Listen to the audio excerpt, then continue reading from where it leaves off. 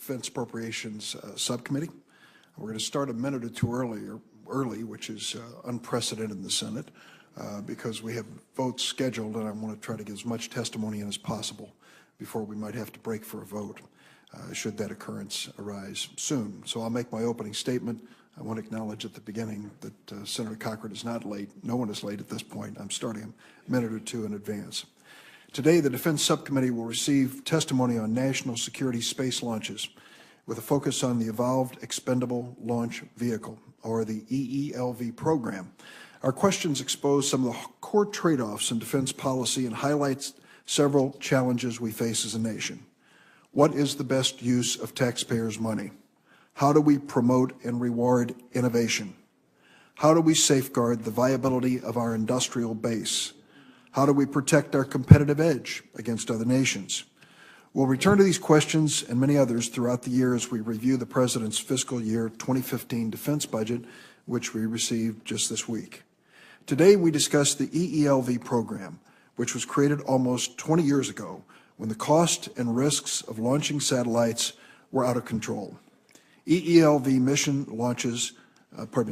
launched the most important satellites developed by the Air Force, National Reconnaissance Office, and the Navy, not to mention NASA, and a fewer number of commercial customers. The program has been extremely successful in launching satellites that cost the U.S. taxpayers literally billions of dollars.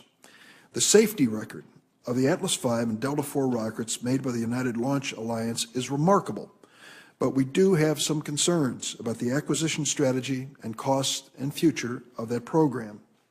From 2011 to 2014, the amount the Air Force budgeted for an average of 6 satellite launches per year grew by 60% in that 3-year period. There are many answers as to why the program became more expensive, but the important question is, what should we do about it? Over the past 3 years, the Air Force has tried to control cost by stabilizing ULA production with a block buy of 36 rockets from ULA while fostering competition from new entrants such as SpaceX.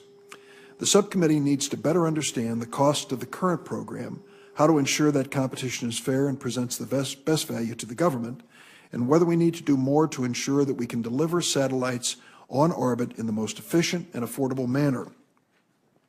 These decisions on how to purchase access to space could have lessons that are applicable to many other defense capabilities.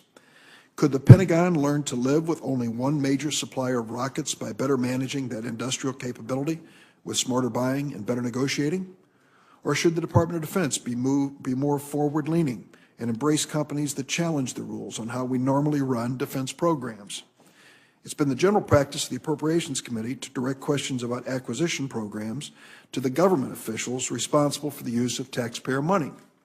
Today, we're taking a different approach by going into the details of the EELV program with the 2 companies most involved in the upcoming competition, as well as 2 distinguished experts in space acquisitions.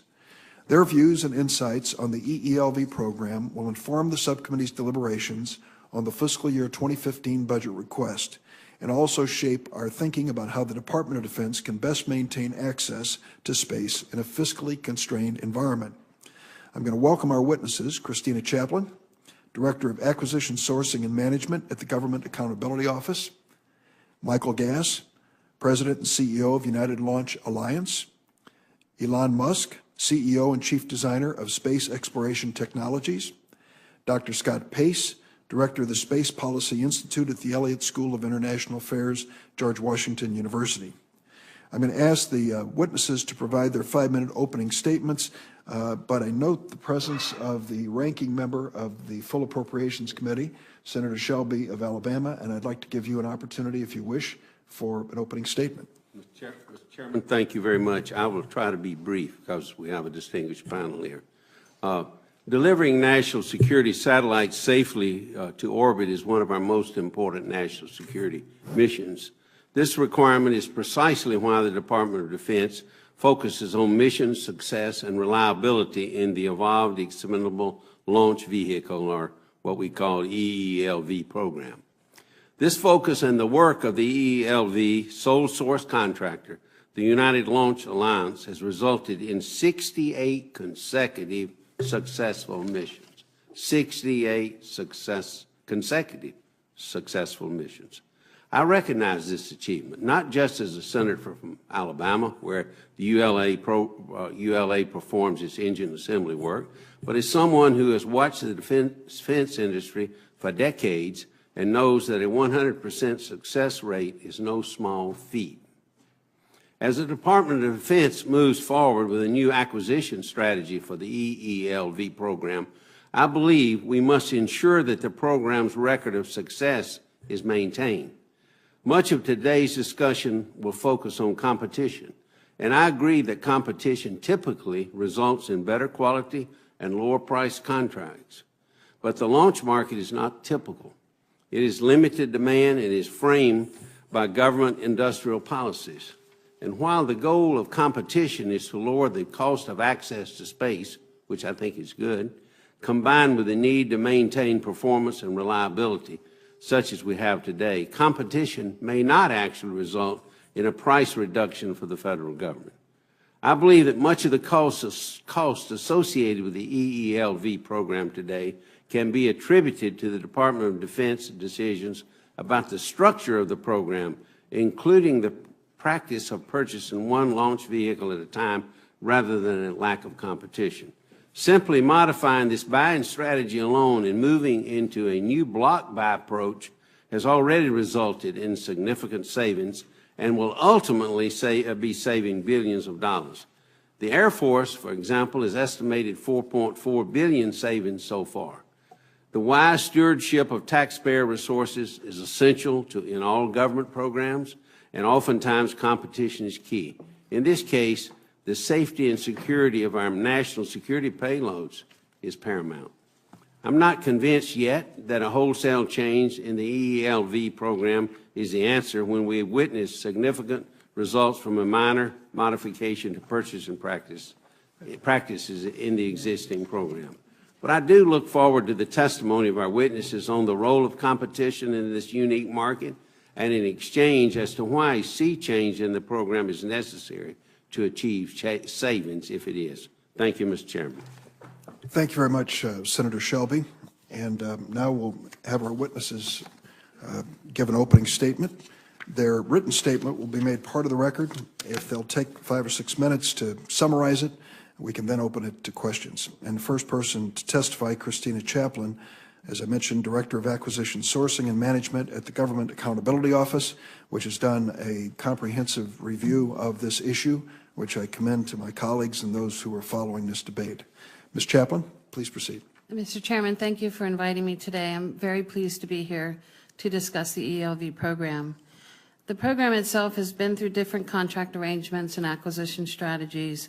There was competition at the beginning of the program with the aim of ultimately selecting one company, though the government opted to keep 2 companies based on the assumption that there would be a surge in commercial demand that would allow the government to benefit from lower costs. Fixed price contracts were used also in the early part of the program, and the government was able to benefit from prices that were lower because the companies purchased items in bulk, key items in bulk, in anticipation of the predicted high demand of the commercial market. After the commercial market did not materialize as expected, however, there were several significant changes. 2 suppliers merged into one.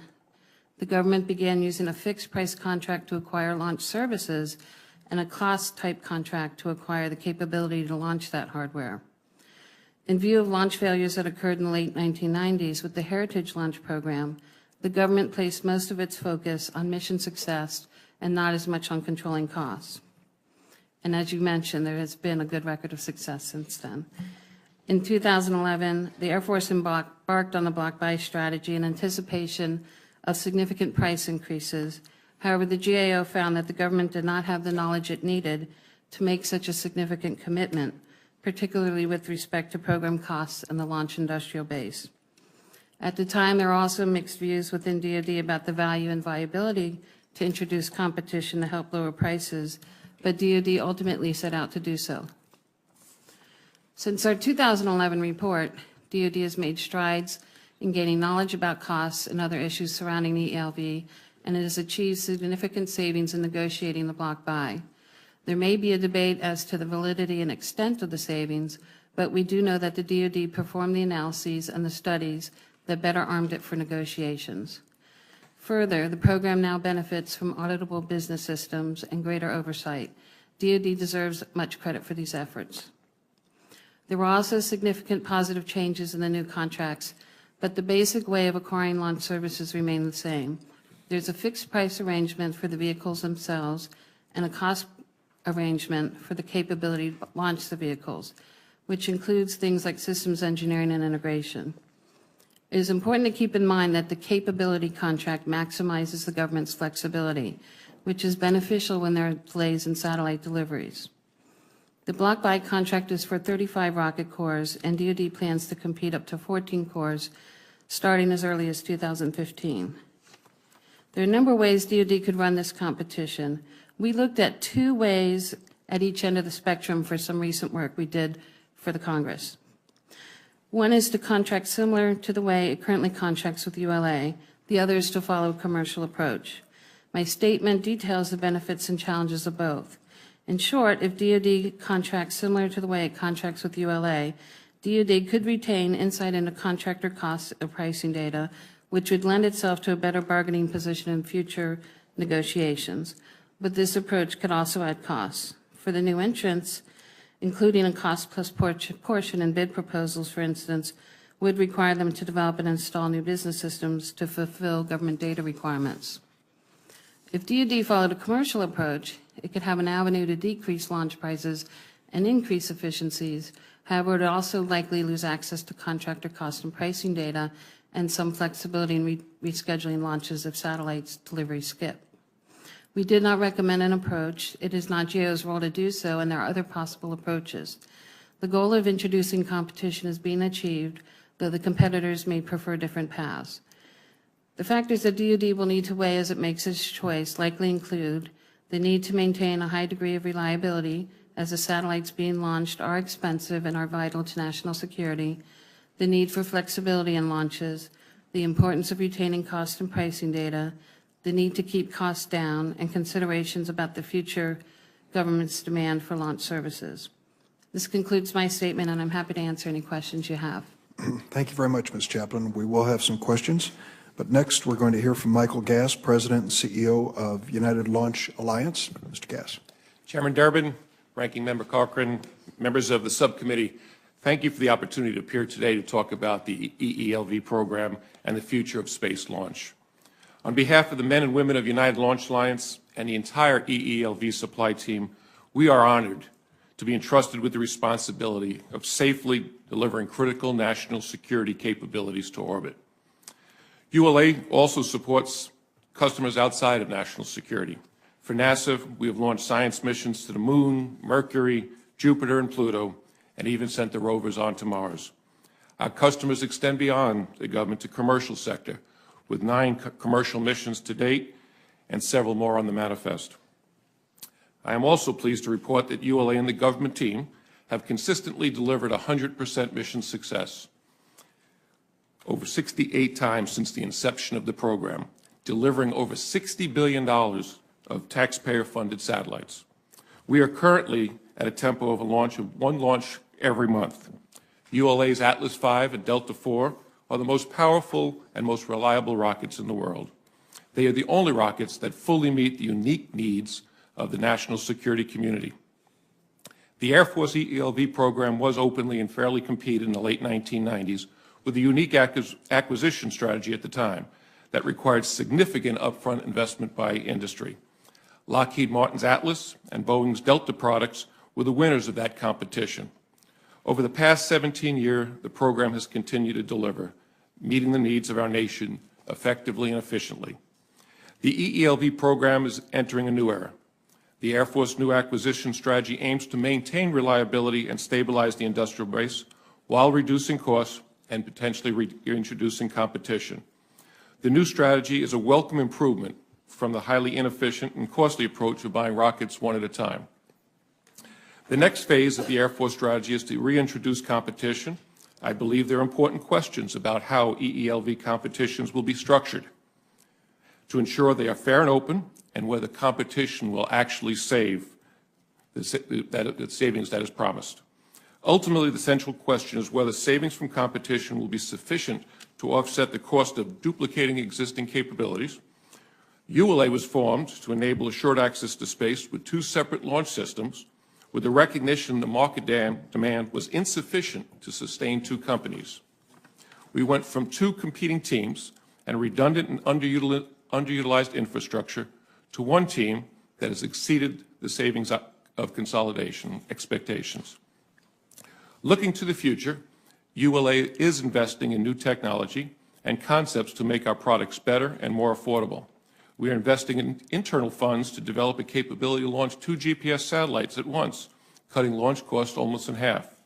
ULA, along with our government customers, is reviewing every requirement and every process to eliminate any unnecessary or inefficient elements. ULA also is aggressively expanding its customer base, both at NASA and in the commercial sector, with additional launches because improved utilization of the fixed infrastructure improves the cost for all customers. ULA and our industry partners are working closely with NASA's Space Launch System and other DoD programs to find opportunities to improve product designs and efficiently utilize existing industrial base infrastructure to lower the cost for all programs. On a personal note, I've been in this business for 35 years.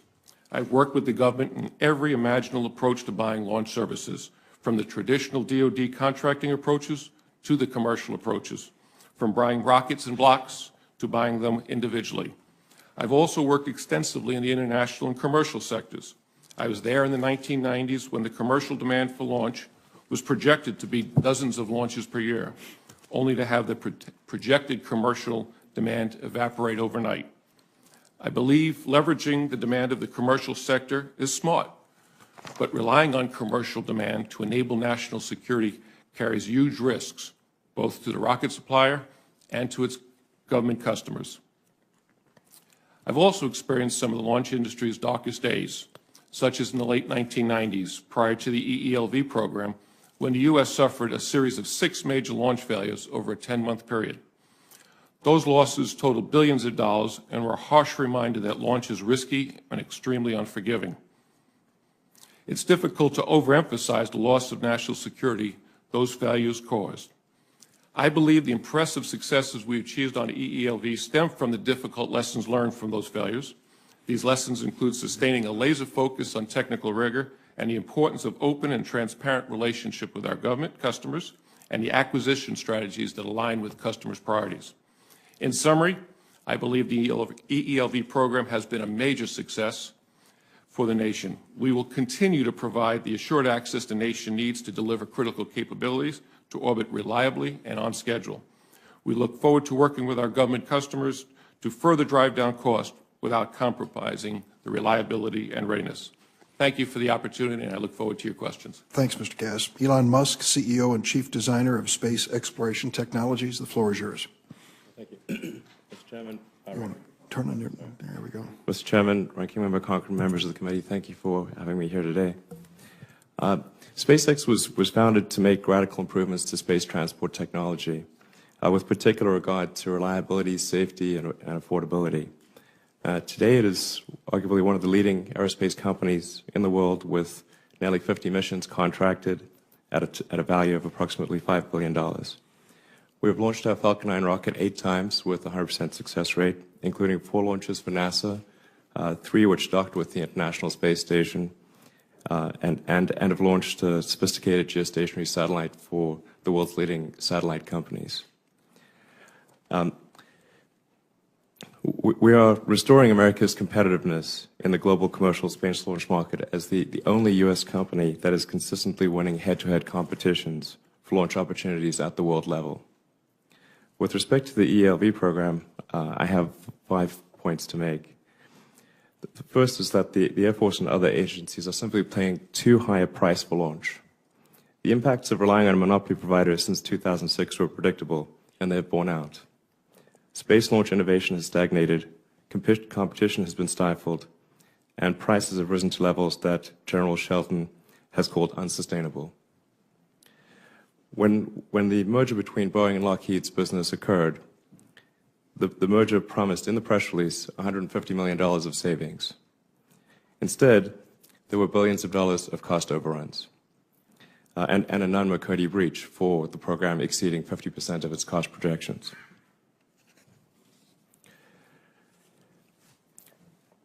According to congressional records, in FY13, the Air Force paid an average of $380 million for each national security launch, while subsidizing ULA's fixed costs to the tune of more than $1 billion a year, even if they never launch a rocket.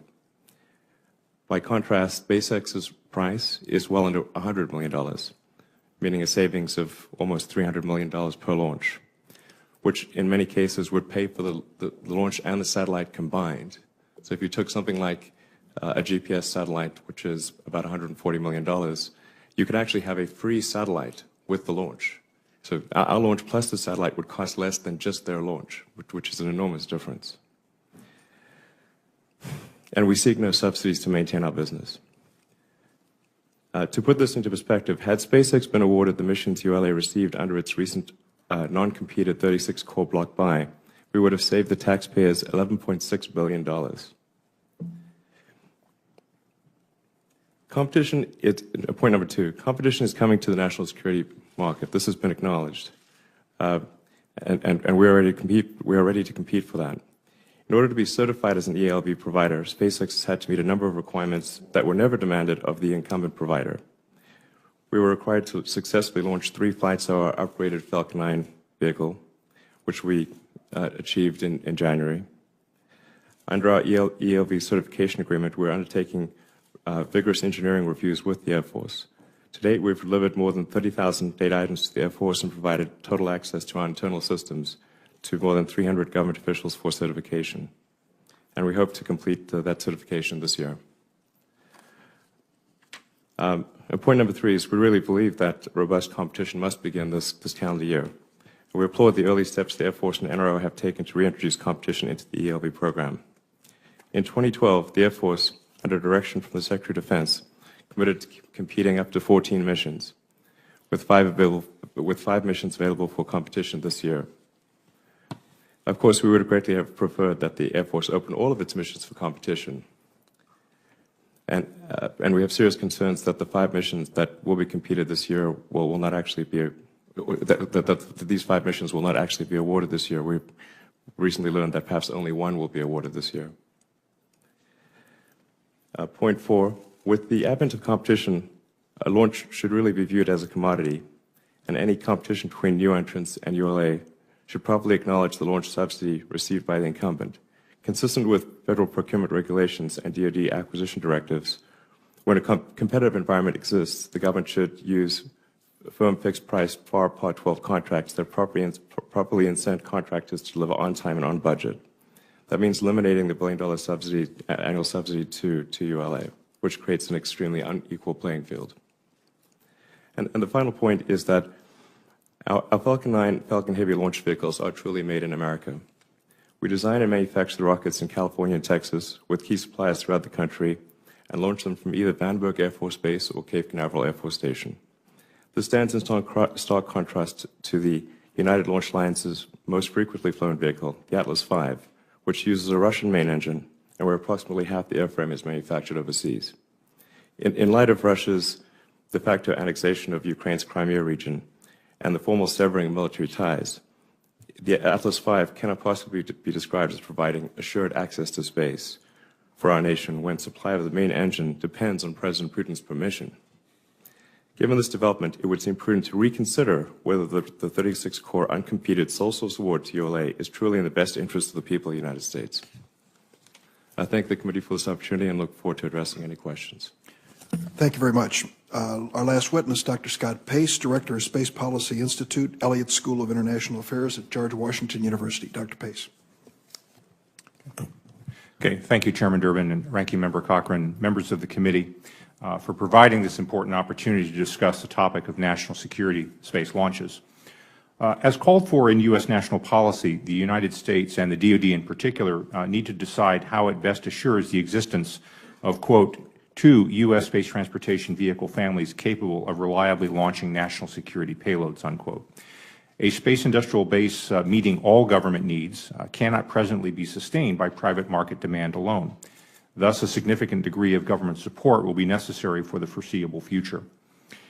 The EELV program as it exists today is the result of technical, economic, and policy decisions made over several decades. Today, fiscal constraints, rising launch costs, limited demand, and strict government requirements have combined to create a complex ongoing debate about the role of competition in the procurement of EELV class launch services. The National Space Policy states, quote, that U.S. commercial space transportation capabilities that demonstrate the ability to launch payloads reliably will be allowed to compete for U.S. government missions on a level playing field consistent with established interagency new entrant certification criteria. I emphasize the phrase level playing field as the determination of just what this means is central to the question of competition going forward. Industry competition is a tool, not an end in itself. Depending on market conditions, competition can result in meeting DoD needs at lower cost or failing to meet those needs and merely shifting government costs to other accounts. The EELV program, as managed by ULA today, represents a high degree of experience and capability. As a potential competitor for national security launches, SpaceX brings, in my view, an intense focus on cost control while meeting customer launch needs.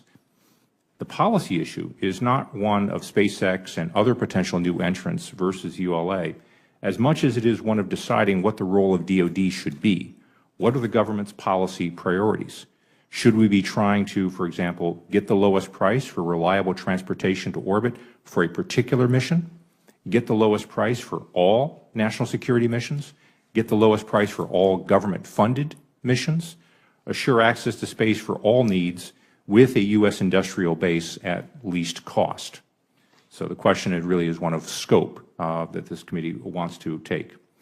The Launch Services New Entrant Certification Guide is a thoughtful and prudent approach to assessing potential entrants. The more difficult question comes with what happens after a new entrant is certified. Will incumbents and new entrants with very different histories compete under the same rules? And whether they do or do not, what may be said about the rules themselves? Reliability and readiness have been the top priority for national security launches. Can the critical need for mission assurance be achieved at lower cost than the way we do it today? This certainly seems desirable, even plausible, but careful thought needs to be given as to what responsibilities and capabilities ought to remain within the government. Will the government have the authority to order a stand-down of a vehicle family in the event of failure? Are agencies willing to relax or modify their use of cost accounting rules and other FAR-based requirements for all launch service providers? In short, how much is the government willing to pay for process, and how much is it willing to pay for performance? I would note here the GAO's report I thought was very germane on this point in terms of pointing out some of the issues. Defense acquisition reform is a much larger topic than the present hearing, but it's nonetheless relevant. Deciding how to best acquire space launch services may provide opportunities for pilot testing some forms of regulatory relief. For example, the government could pay separately for non-commercial processes and deliverables rather than having all costs bundled into the launch costs or company overhead. The government may still pay more for its launches than a commercial buyer would, but the cost drivers would be more visible and accountable, and we more easily allow cost-benefit trades for government decision-making. The most important consideration for any policy choice and implementing approach is that it be clearly stated and adequately funded, with clear priorities as to which requirements, schedules, and goals will be relaxed if resources or regulatory relief is not forthcoming. To do otherwise is to invite failure. Thank you very much for your attention. I'd be happy to answer any questions that you might have. Dr. Pace, thank you very much. And I think you can tell from the opening statements that this is a subject that I found challenging to the committee and to Congress, that really called for a much different approach in hearing, to bring together two companies from the private sector to express their points of view. I've done something that's a little unorthodox here. I've invited each of the companies represented, ULA through Mr. Gass and SpaceX through Mr. Musk, to submit 10 questions to the other side so that we can hear what they consider to be the strengths and weaknesses of their position. And those will be submitted for the record, and I encourage each of them to respond appropriately and in a timely fashion. Let's get down to some specifics if we can. Mr. Gass, Russia's in the news. and the question about sanctions by the United States against Russia for their adventurism in Crimea raise a question about our future relationship with this company, or with this country. I ask you, when it comes to your use of the RD-180 engine on your Atlas V missions, what you think is the reliability of that engine being available from Russia for the immediate future, and whether the United States, in the interest of its own defense, should take that into consideration when it awards these contracts. Thank you, Senator Durbin, and we all are watching and caring for the people in the Ukraine in this situation. First, let me kind of give a little bit of history on the engine. We went to the former Soviet Union with encouragement from two presidential administrations more than 2 decades ago to look at capabilities that were in Russia, that were in the former Soviet Union. And what we found was an engine that was more advanced in technology and could be bought in a cost-competitive way that we had here in our country. What we have done to protect and for that concern since the day we started with that relationship more than 2 decades ago, we've protected the nation. And what do we do from United Launch Alliance? First and foremost, we have 2 years of safety stock inventory. Actually, today we have greater than that in country, and our ability to launch any of the near-term satellites that we need to do for national security. At United Launch Alliance, we have another product that is fully compliant and ready to support any of the missions. So from a nation, we are not at any risk for supporting our national needs. We've always kept our ability to not to be leveraged in the case of any kind of supply interruption. So I understand, for clarity here, you're saying that you have warehoused or stockpiled engines for 2 years, possible launches. What about the capacity to produce that same engine in the United States? Thank you, Senator Dermott. We have, as part of the deal that we signed with a company called RD Amros, was a joint venture of United Technologies and the company in Russia called NPO Energomash. We had a business deal where we could co-produce that engine. We bought all the blueprints and specifications, brought them into the country, and demonstrate that we can take the blueprints and specifications that were written in Russian, translated them, and in a full arm's length relationship, demonstrate we can build the most difficult products. And we've done that over several years. We invested hundreds of millions of dollars to prove that we have the capability to demonstrate our ability to build that exact engine. I've always encouraged the nation and to kind of follow what we saw in Russia, that they as a country invested consistently in propulsion technology. We have kind of fallen behind in advanced technology. When we went to Russia, there were things that they were doing that we found in our textbooks said was impossible. So, you know, it just shows that you can break the bounds of technology, and we have the ability now that we know how to do it and ready to do it. The people at United Launch Alliance and industry, the work that's being done at Marshall Space Flight Center and at the Air Force Research Labs has been pushing our envelope of technology. We need to stay on that constancy of purpose. Mr. Musk, one cannot help but be impressed by the numbers that you've given us in terms of the cost of your product measured against ULA. We start with the premise that Senator Shelby noted. ULA has a flawless record. It's been able to achieve the goals that we've set for them time and time and time again. Your suggestion is we've paid dearly for it and could pay a lot less now. I guess the question I need to ask, the premise of this, goes back to the creation of ULA. Do you believe it is possible to maintain 2 companies in competition for future launches? And could your company, with a record of success but more limited because of the time that you've been around, be able to compete without, for example, commercial business to sustain you when government budgets cannot? Yeah, absolutely. First, I should mention that the premise of perfect success is not quite correct for ULA. It is they certainly have a very good track record, but the first Delta IV Heavy failed, and there was a partial failure of one of the Atlas missions, which resulted in a satellite having reduced life. So it's certainly a good, but it's not quite correct to say it would be a flawed premise to say that it's perfect. What I think is a logical sort of thing going forward is that there would be 2 families of rockets, but not 3 families of rockets. So currently, ULA has both the Atlas and the Delta, but those are redundant. You don't need both of those rocket families. And I think it would make sense to for the long-term security interests of the country to probably phase out the Atlas V, which depends on the Russian engine, and have ULA operate the Delta family, SpaceX operate the Falcon family, giving the Defense Department assured access to space with two completely different rocket families. I think that's the logical thing to do going forward, and I think it would be the best thing in every respect for the country.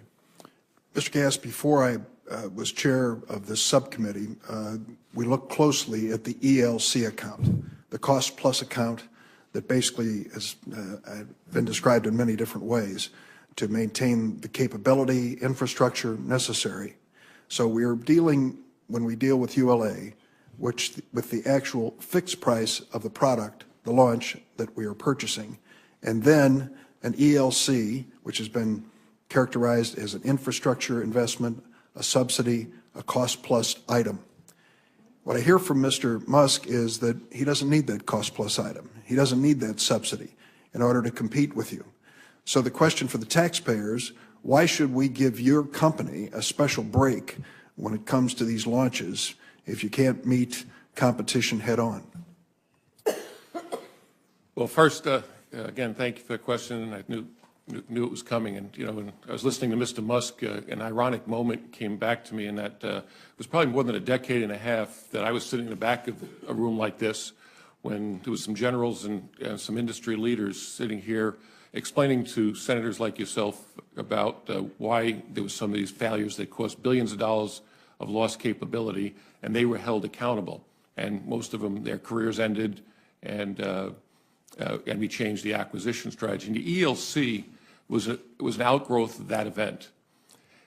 And I want to put you in the shoes of the director of the National Reconnaissance Office and the Air Force in 2004. The two companies competed. We were on a FAR 12 fixed price type contract, as Mr. Musk was advocating. All the national security satellites that Congress funded that were being new starts was significantly behind schedules. The capabilities in orbit were significantly deteriorating. The satellites, we were not sure when they were going to come out of factories. They were going through final tests. They were having problems. And the nation needed the launch vehicle company to stand ready. Whenever that satellite came, the nation needed that satellite to be launched successfully whenever it was ready. In a fixed price business, we were losing money. There was no satellites to be launched. We had people standing around. We would have furloughed our workforce for a while and come back when there was enough demand, when those satellites were ready, pull up the demand.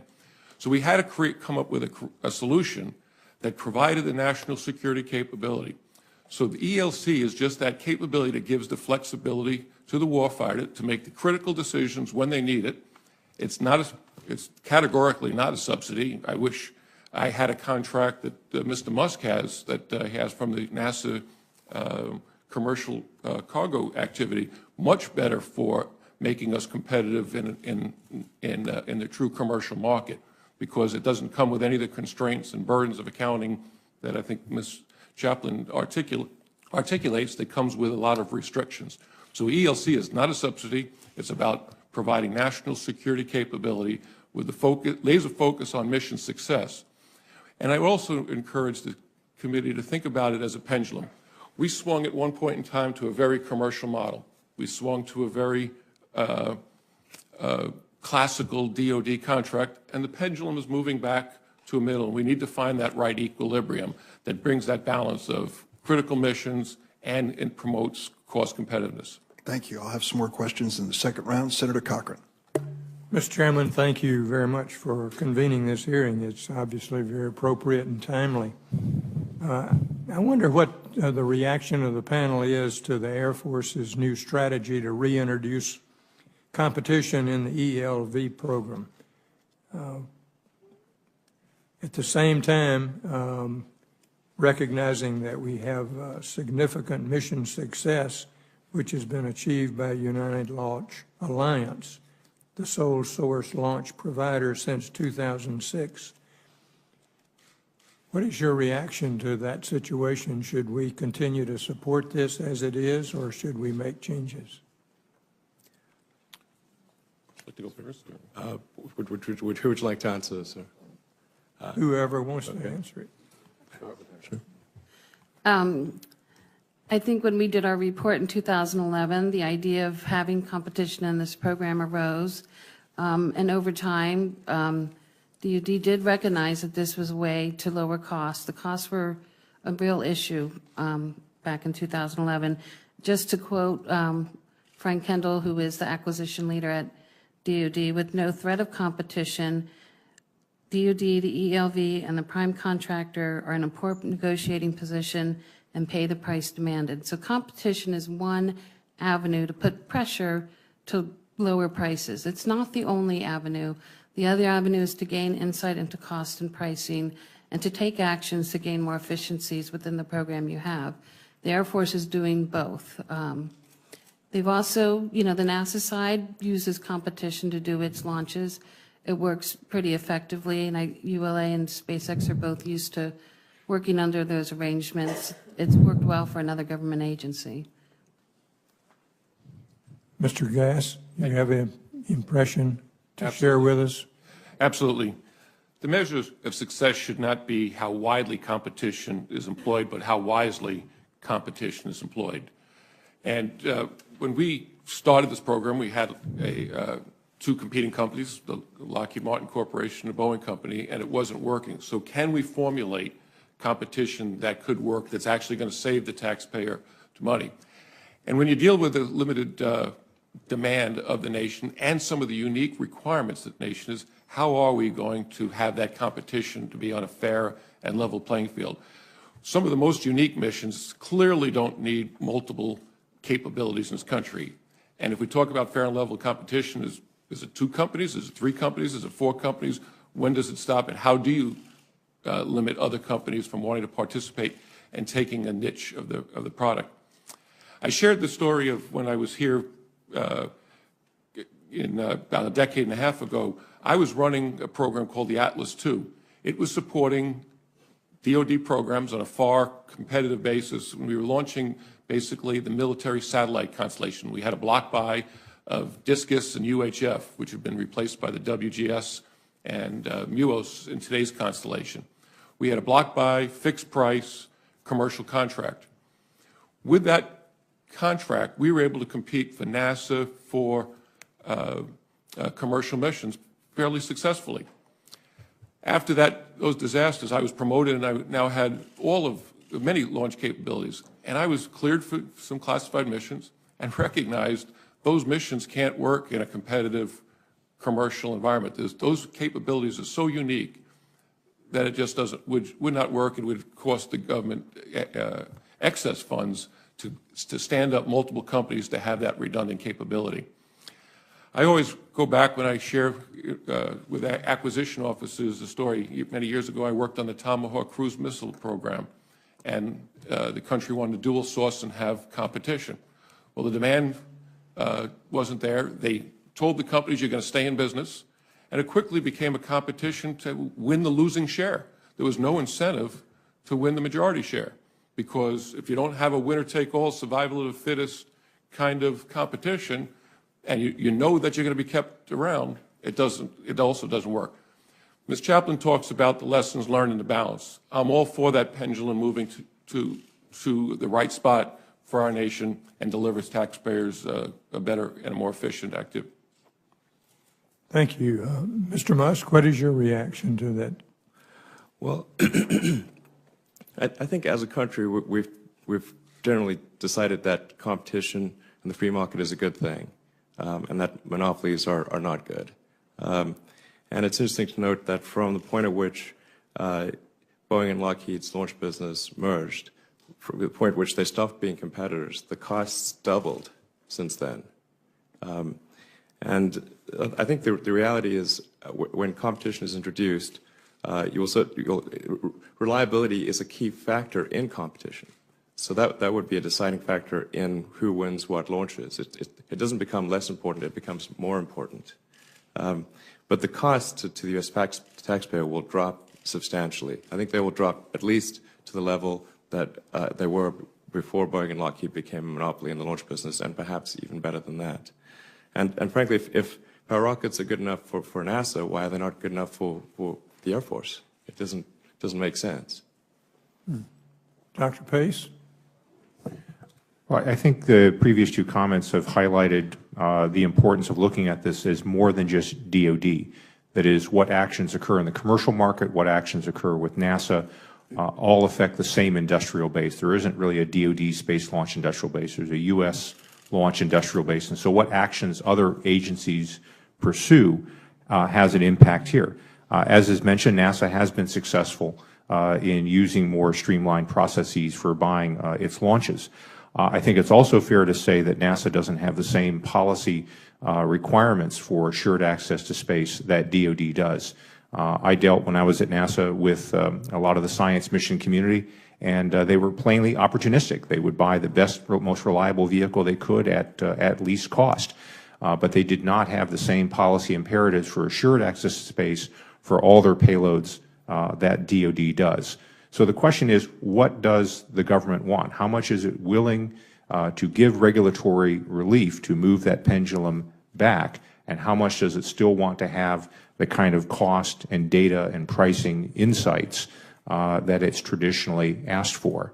And whatever it does, it needs to be done beyond just DoD, but needs to be looking at other government purchases, such as NASA practices.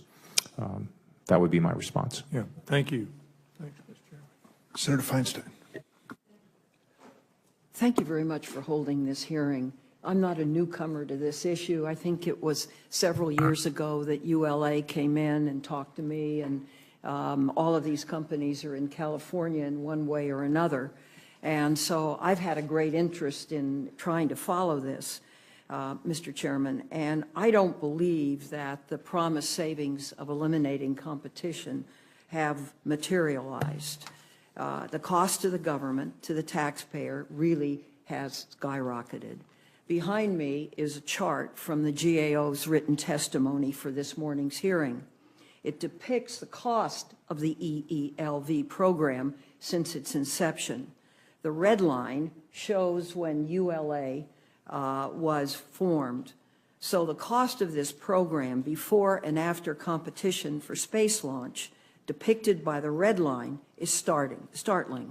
Since 2006, when ULA was formed, space launch costs have increased from $613 million to $1.63 billion in FY14. That's a 166% increase for the program overall. Mr. Musk mentioned, and he's correct, that in 2012 this program triggered a Nunn-McCurdy breach when average procurement unit costs grew 58.4% against both the original 2004 and 2007 modified baseline.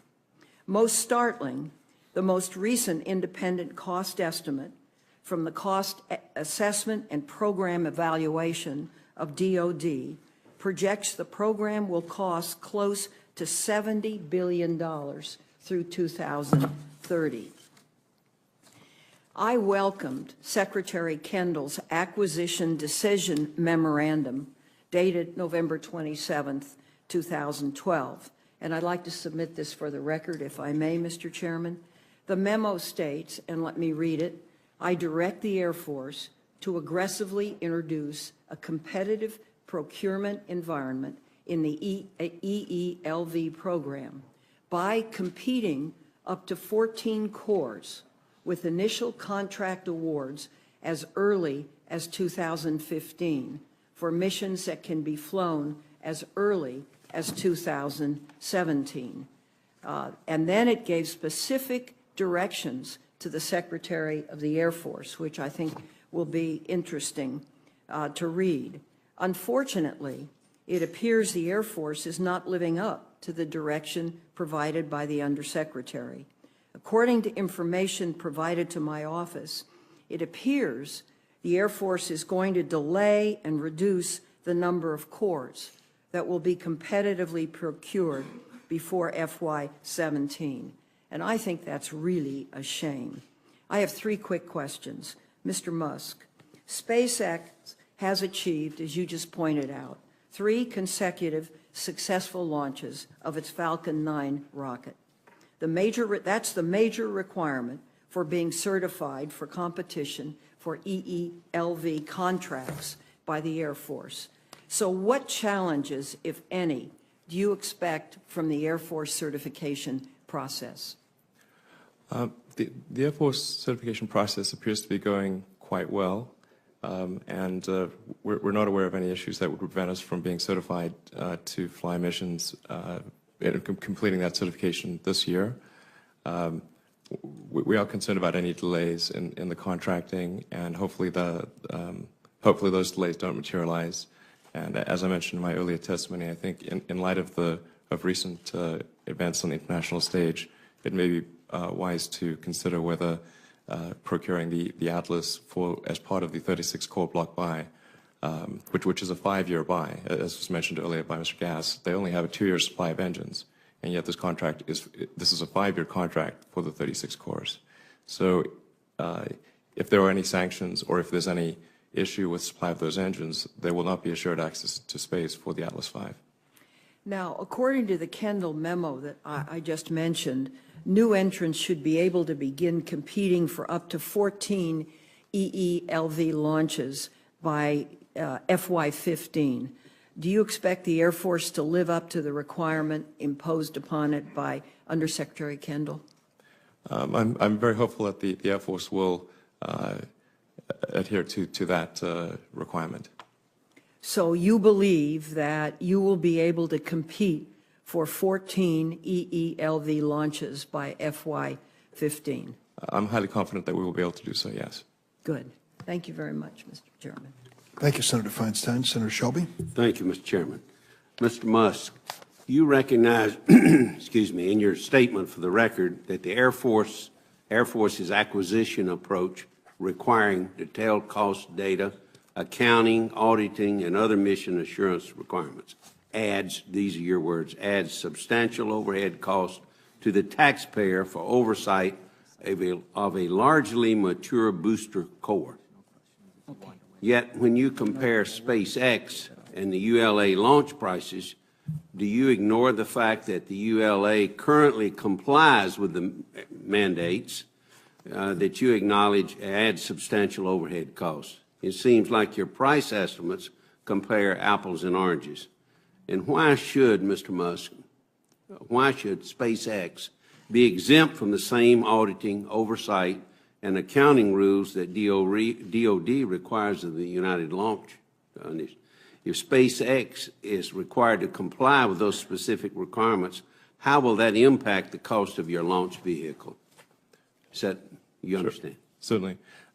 So we provide full and detailed insight into all of our costs, and we've been doing so for a long time to NASA, and we're also providing that to the Air Force. So the government has complete insight into our cost structure. There is additional cost for U.S. government missions due to the mission assurance process because the U.S. government does not buy launch insurance. So in order to improve the probability of success, there is quite a substantial mission assurance overhead that's applied, which is why our launch costs are estimated to be 50% higher for Air Force flights than for commercial flights. So instead of $60 million for a commercial mission, it's $90 million. But that compares to more like $380 million for United Launch Alliance. So even when you add the Air Force overhead, there is still a huge difference. In fact, all of the numbers I was referring to are including the Air Force overhead. Should you have the same rules to apply to your company that the United Launch has applied to them, I guess is the question. Absolutely. Okay. Yeah. Ms. Champlin, I got to direct this to you and GAO. You've explained to the committee that a fixed price commercial contract in accordance with FAR Part 12 limits the DOD's insight into contractor costs, which has caused problems in the past. Could you describe for the committee the problems that have occurred in the past and your view of the utility in ensuring that DOD continues to acquire detailed cost data going forward? whoever's doing it. Okay. I would like to say when there was commercial contracts used at the beginning of the EELV program, the suppliers did not have to follow those requirements. When the EELV program transferred into using a cost type arrangement for one of its contracts, then they were required to have those systems. And the reason those systems are there is when you have a cost type contract, the government needs to validate those costs. They're not just paying some price, they are paying the costs incurred. So you need standard certified systems to ensure those costs incurred are valid. They include things, overhead, pensions, everything that's allowable that the company incurs while it's making that product or producing that service. If going into this competition, DoD chooses the commercial approach, those requirements will not be required of either party. If they choose the approach that they're using now, the requirements will be imposed on both parties. The systems do provide good data. They give you insight into costs. They give a uniform way of measuring. They help impose discipline on a program. There's a lot of value, and it was a long, hard fight to get those in the current program. It was not easy. It's not an easy accomplishment to do.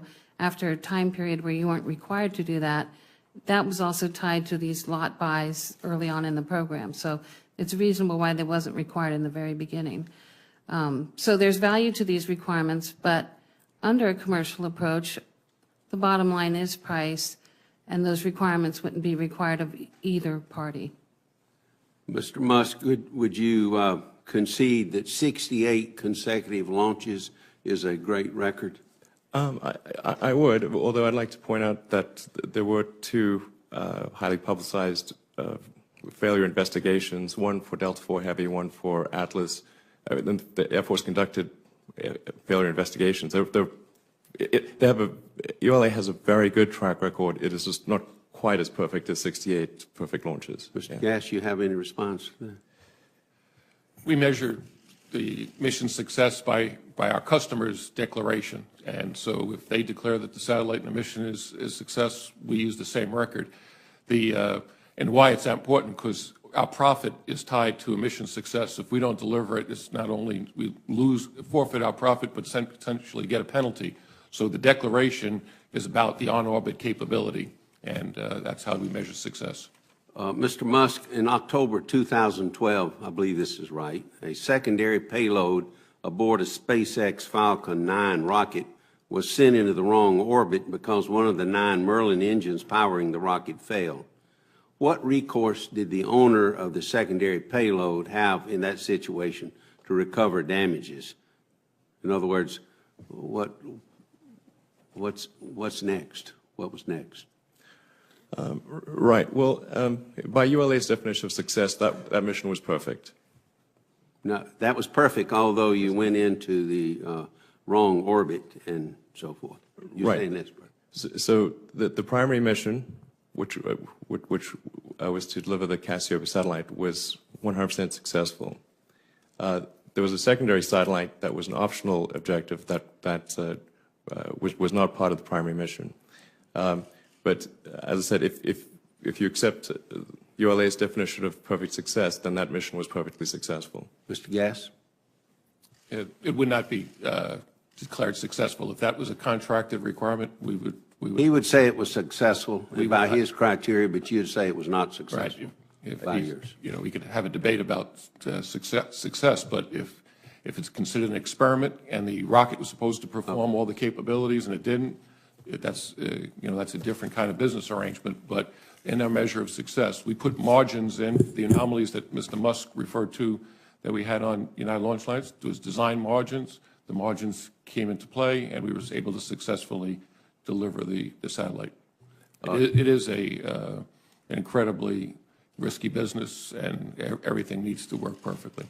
Dr. Pace, you have any comment on that? I would add more from as a former analyst, with NASA, that getting detailed understanding of the prices and costs. Prices we understood, I think, with SpaceX. Understanding all the costs, I think, was somewhat more difficult. SpaceX did not have, when I was at NASA, the detailed level of business accounting systems that we were used to on other projects. So we had a very robust dialogue with SpaceX people, and we got a lot of information. There's a lot of cooperation. But I would have to say that really understanding all those costs to the same level of detail was hard to come by.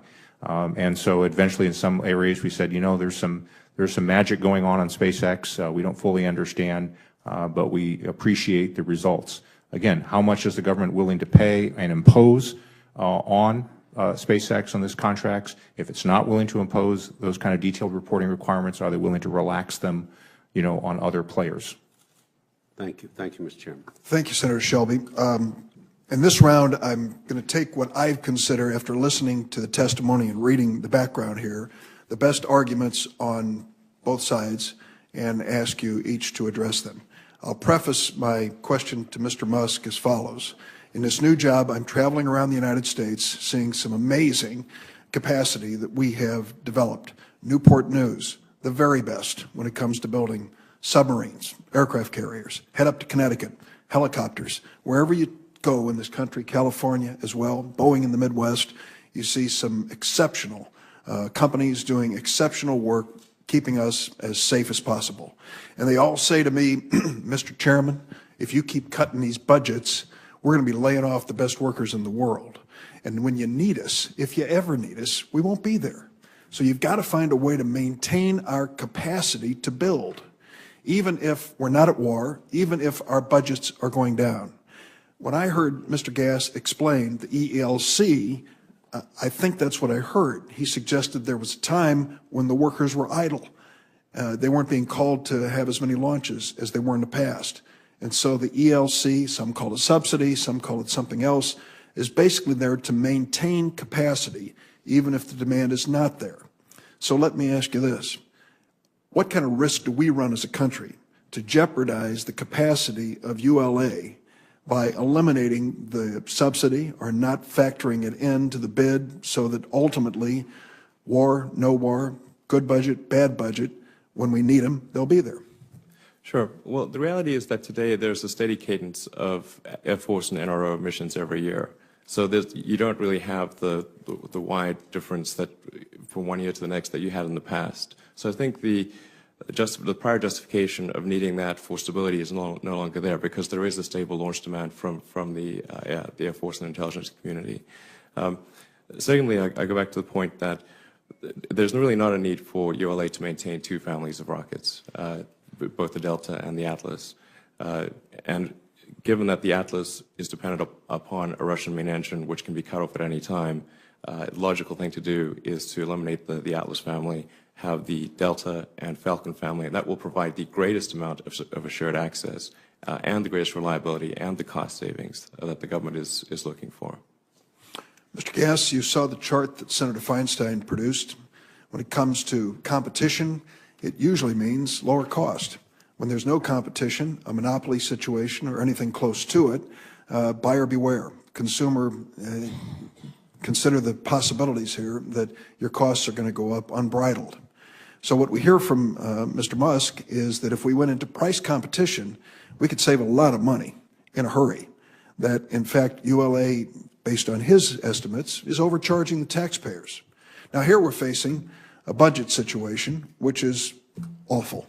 We are seeing limited increases in defense spending and, slightly over the horizon, another sequestration coming our way. So why shouldn't we, as good stewards of taxpayers' dollars, say, well, let's put some competition in it. That's the American way. That's the free market. Let's make sure that ULA is not overcharging us. When we look at the mountains on Senator Feinstein's chart, it suggests that without competition, your costs have gone up dramatically. So why wouldn't the taxpayer be better served with competition? Thank you for that question. It's important. And may I ask you to put the chart back up? First, for the record, I heard Mr. Musk use all kinds of numbers that were categorically wrong, and I'll be glad to share with the committee the right calculation. I saw this chart last night in the GAO report when it was released, and I noted it as well, and that's an accurate representation of appropriation. It's not an accurate representation of cost or cost performance. Let me just point your attention to the red line. In a period of time, we were launching 1 or 2 a year. Satellites were late, and as you described, we were being paid for capability to stand ready. As we go out to the outer years, we're now buying rockets and launching in about a 10 or 11 year. So if you just do division, all of a sudden it'd be different.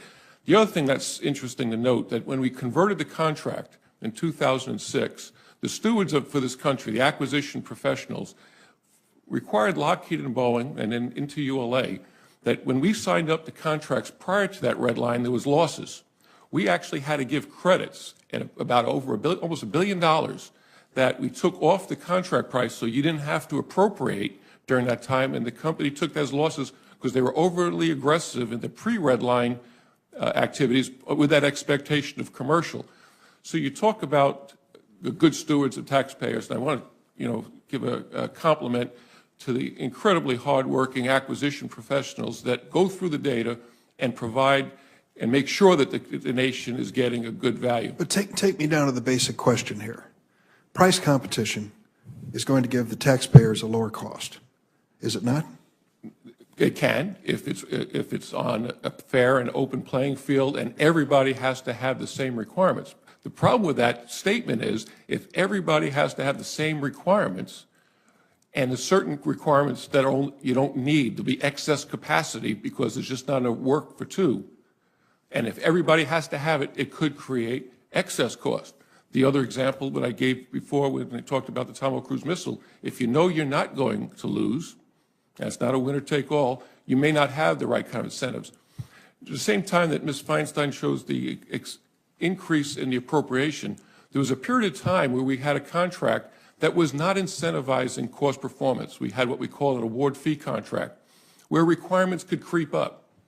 And as a company, an award fee, if we said no and pushed back on the requirements, you get negatively rewarded on your profit rate.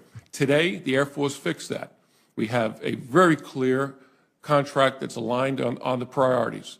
That's one, mission success is a major portion of our profit, and we have a cost incentive contract on ELC.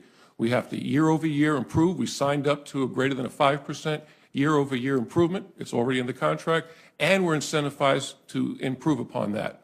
And so it's the right kind of contract for the time frame. The period of time where the satellites were not coming on a regular basis is a different time frame than where we are today.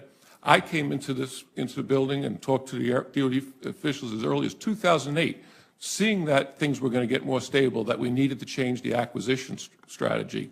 And it took us to 2012 for us to do that, but it's on the right path. Senator Cochran. Mr. Chairman, thank you for convening this hearing. I think it's been a very helpful exercise. I have no further questions, but I want to compliment the efforts that the contractors are making to produce products which protect the security interests of our country at a reasonable price. To Mr. Gass, I'm trying to remember how many years ago we met, but it was quite a few. And when we met, I was surprised that this was essentially a monopoly. And I think we talked about it. And you assured me that these costs would go down. Now, if I understand you correctly today, what you're saying is, well, there are, we have to follow one set of restrictions and they follow another set of restrictions. And I don't quite understand this. Would you oppose an open competition if all the rules across the board were the same? Would ULA actually say, we don't want to compete with SpaceX? Absolutely not. Thank you. Absolutely not. ULA is ready and willing and able to compete on any field. See, I would think that would be your answer. And I would think that would be satisfactory because, after all, competition is the American basic demand for the accordance of a contract. So what keeps us from doing this? Basically, SpaceX doesn't have all the capabilities nor the requirements. So if you think about it, if SpaceX's requirements have to come down and some of our requirements have to be eliminated till we get that level playing field. Okay. Mr. Musk, respond to that. If this is the heart of the matter, respond to it. Yeah, I believe SpaceX can manage all of the Air Force requirements. We might argue that maybe some of those requirements shouldn't be there, but we will meet whatever requirements the Air Force asks of us, and we believe we can manage all of the Air Force's satellites and then some. How much of this is in the fixed price competition versus cost plus?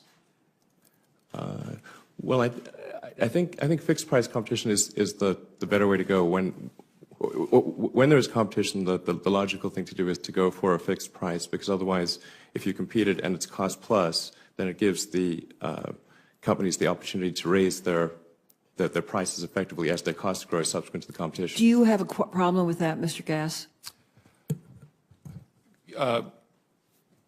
I think it's important that the government understands what it's buying. I shared the story about the times when we had failures, and I was working on a fully fixed price contract. And then when I was cleared for some missions that I know that you're well aware of, those kinds of missions is very difficult to support on a fixed price basis. The operational needs, the changes in schedules, the care and feeding that some of the satellites need, the unique facilities. We talk about the rockets, but we're required to have special handling equipment, nitrogen purges for some of the to protect some of the most sensitive sensors that are on some of these satellites. Very unique capabilities that only the national security needs. They're not commercial commodities. And right now, the way we're doing the contracting today, when we use the term ELC, we're applying those costs to all missions. And it goes back to the roots of how the EELV program was established, and it was come from what General Moorman report in the 1990s.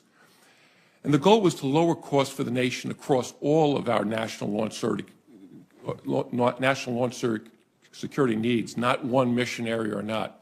So on average, our costs have come down. The program is greatly successful, and we're continuing to drive the cost down, and the productivity is improving. But the key about, your question was about fixed price, is can you really apply it to everything? And it's about choices the nation needs to make. We can use it. I talked about the pendulum swinging. We can go back that way, and we'll see some of the errors. Ms. Chaplin's team has done a great job on the report of laying out the balances, the trades that the nation has to make.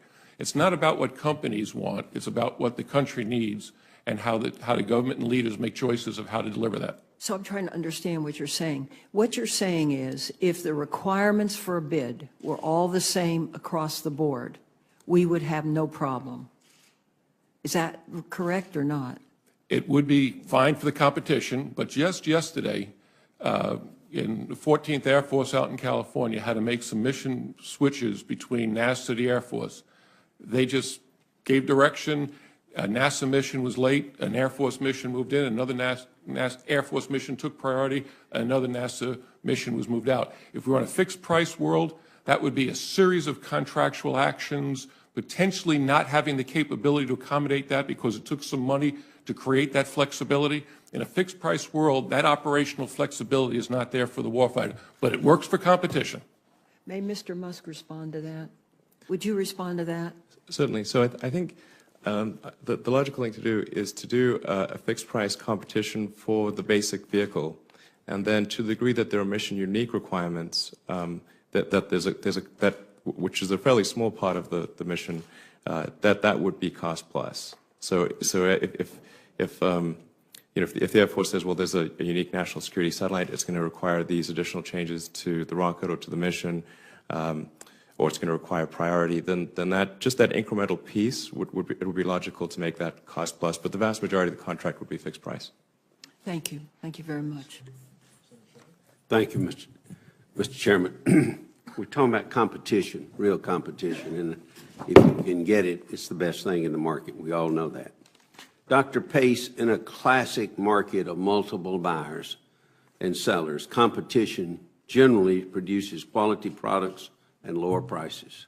The launch market is characterized by limited demand, few suppliers, and multiple government industrial policies.